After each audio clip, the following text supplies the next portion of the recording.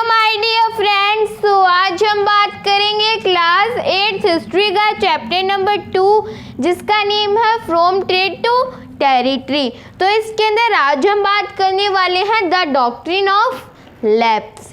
तो हमने हमारी दो पॉलिसीज़ को पढ़ लिया था, हमने सब्सिडियरी अलायंस भी देख लिया और हमने क्लेम टू पैरामाउंसी भी देख लिया। अब हम हमारी थर्ड पॉलिसी की बात करने वाले हैं जो कि है doctrine of lapse, a policy devised by Lord Dalhousie. ये पॉलिसी किसने इंट्रोड्यूस की थी? लॉर्ड डलहौजी ने। He was the governor general from 1848 से 1856। तो ये गवर्नर जनरल कौन से ईयर के बीच में थे? तो ये 1848 टू 1856 तक वो गवर्नर जनरल रहे।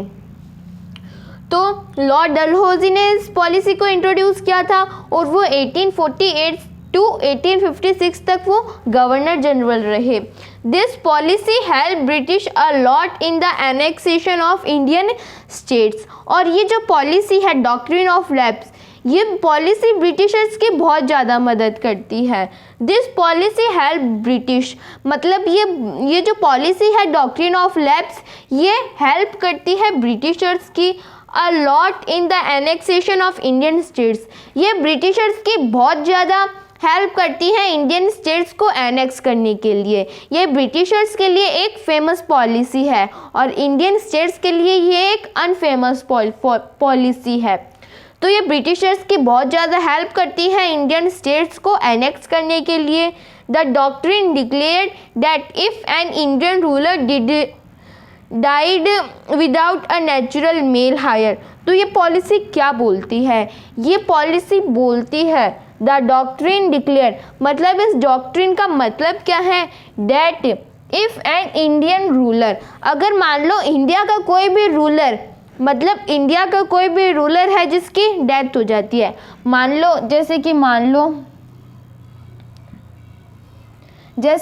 लो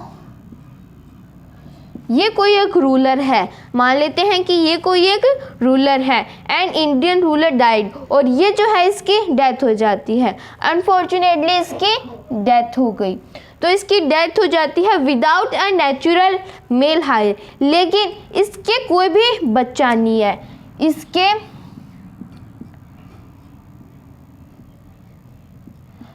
कोई भी बच्चा नहीं है। ये वो किंग और ये क्वीन है, तो इनके कोई भी बेटा नहीं होता। Without a natural male heir, इसकी डेथ हो गई लेकिन इनके कोई भी बेटा नहीं है। तो ब्रिटिशर्स ने बोल दिया कि अगर किसी भी किंग के कोई भी बेटा नहीं होता, खुद का बेटा, जैसे मान लो हमने सुना होगा कि किसी भी किंग के बेटा नहीं होता तो वो किसी दूसरे के बेटे को एडॉप्ट कर लेता है, मतलब वो किसी और को गोद ले लेता है और बाद में वो राजा बन जाता है। लेकिन ब्रिटिशर्स क्या बोलते हैं? द डॉक्ट्रिन, इस डॉक्ट्रिन का मतलब क्या है? That if an Indian ruler died without a natural male heir, मतलब अगर किसी भी इंडियन रूलर की डेथ हो गई, अगर किसी भी इंडियन रूलर की डेथ हो गई किसके बिना, अगर उसके कोई बेटा नहीं है, उसके खुद का बेटा नहीं है, नेचुरल मेल हायर, मतलब उसके खुद का बेटा नहीं है, तो वो जो बेटा है वो राजा नहीं बनेगा।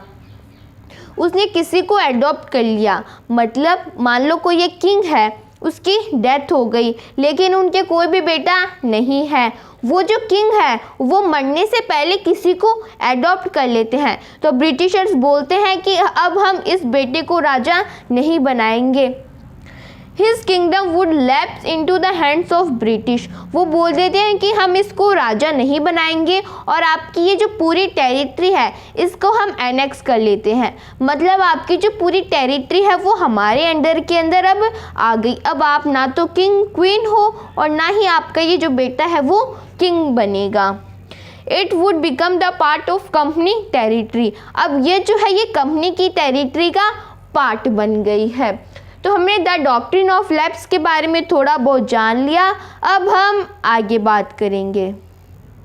तो अब हम डॉक्ट्रिन ऑफ लैप्स के बारे में थोड़ा और जान लेते हैं। तो doctrine of lapse Lord Dalhousie ने लॉन्च किया था, या फिर लॉर्ड डलहौजी ने उसको इंट्रोड्यूस करवाया था। और उसके अकॉर्डिंग क्या था, जो डॉक्ट्रिन है उस वर्ड के अकॉर्डिंग, अगर किसी भी किंग के नेचुरल हायर नहीं है, अगर मान लो किसी भी किंग की डेथ हो जाती है विदाउट नेचुरल हायर, तो उनकी जो टेरिटरी है वो ब्रिटिशर्स के कब्जे के अंदर आ जाएगी और वो ब्रिटिश टेरिटरी का पार्ट बन जाएगा। तो ब्रिटिशर्स ने किस किस को अपने अंडर में लिया, तो सतारा को उन्होंने 1848 के अंदर एनेक्स कर लिया, संबलपुर को 1850 के अंदर, उदयपुर को 1852 के अंदर, नागपुर को 1853 के अंदर, झांसी को 1854 के अंदर और अवध को 1856 के अंदर। तो जो झांसी है उसकी क्वीन कौन थी, रानी लक्ष्मीबाई। तो जो गंगाधर राव होते हैं उनके कोई भी नेचुरल हायर नहीं होता, गंगाधर राव की डेथ हो जाती है, उनके एक नेचुरल हायर होता है लेकिन बाद में उसकी डेथ हो जाती है, तो उनके बाद में कोई भी नेचुरल हायर नहीं रहता। और जो ब्रिटिशर्स है वो झांसी को अपने अंडर के अंदर ले लेते हैं और अवध को 1856 के अंदर एनेक्स कर लिया था। तो उसका क्या आर्ग्यूमेंट दिया ब्रिटिशर्स ने, during the annexation of Awadh, जब वो अवध को एनेक्स कर रहे थे, मतलब जब वो अवध को अपने अंडर के अंदर लेने गए थे, Britishers had an added argument, तो उन्होंने एक एडेड आर्ग्यूमेंट दे दिया। मतलब कि जब अवध है उसके कोई नेचुरल हायर तो था लेकिन उन्होंने एक एडेड आर्ग्यूमेंट दे दिया। They said that they were obligated by duty to take over Awadh in order to free the people from the miss government of Nawab. उन्होंने बोल दिया कि हम हमारी ड्यूटी का फॉलो कर रहे हैं, मतलब हम हमारी ड्यूटी का पालन कर रहे हैं और हमें ये बोला गया है कि हमें अवध को एनेक्स करना है। किसके द्वारा, हमारे गवर्नर जनरल के द्वारा हमें ये बोला गया है कि हमें अवध को एनेक्स करना है और ये हमारी ड्यूटी है। In order to free the people from the miss government of the Nawab. क्यों एनेक्स करना है, क्योंकि जो भी नवाब है वो अपना रूल सही से नहीं कर रहे हैं और जो भी वहाँ के पीपल है हमें उनको फ्री करना है, ये जो मिस गवर्नमेंट है अवध के किंग की। तो ये उन्होंने एडेड आर्ग्यूमेंट दे दिया, बोल दिया कि हम हमारी ड्यूटी का पालन कर रहे हैं और हमें ये लॉर्ड डलहौजी ने ऑर्डर दिया है कि हमें जाके अवध को एनेक्स करना है। क्यों करना है, क्योंकि जो भी पीपल है वहाँ के उन्हें मिस गवर्नमेंट से बचाने के लिए, उनको प्रोटेक्ट करने के लिए। तो ये जो डॉक्ट्रिन ऑफ लैप्स है ये पॉलिसी बस इतनी ही थी। तो ये जो पॉलिसी थी ये ब्रिटिशर्स के लिए तो बहुत ही फेमस पॉलिसी थी और जो इंडियन रूलर्स हैं उनके लिए बहुत ही अनफेमस पॉलिसी थी, क्योंकि ब्रिटिशर्स ने तो 6 रूलर्स को अपने अंडर में ले लिया था, 6 किंगडम्स को अपने अंडर ले लिया था, तो ये उनके लिए तो फेमस पॉलिसी होगी, लेकिन हमारे इंडियंस के लिए बहुत ही अनफेमस पॉलिसी थी।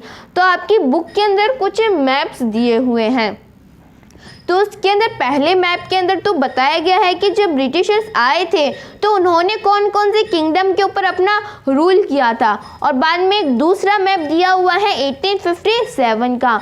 तो जब 1857 का रिवॉल्ट हुआ था तो उसके अंदर ब्रिटिशर्स ने इंडिया के पूरे पार्ट के अंदर अपना रूल कर लिया था।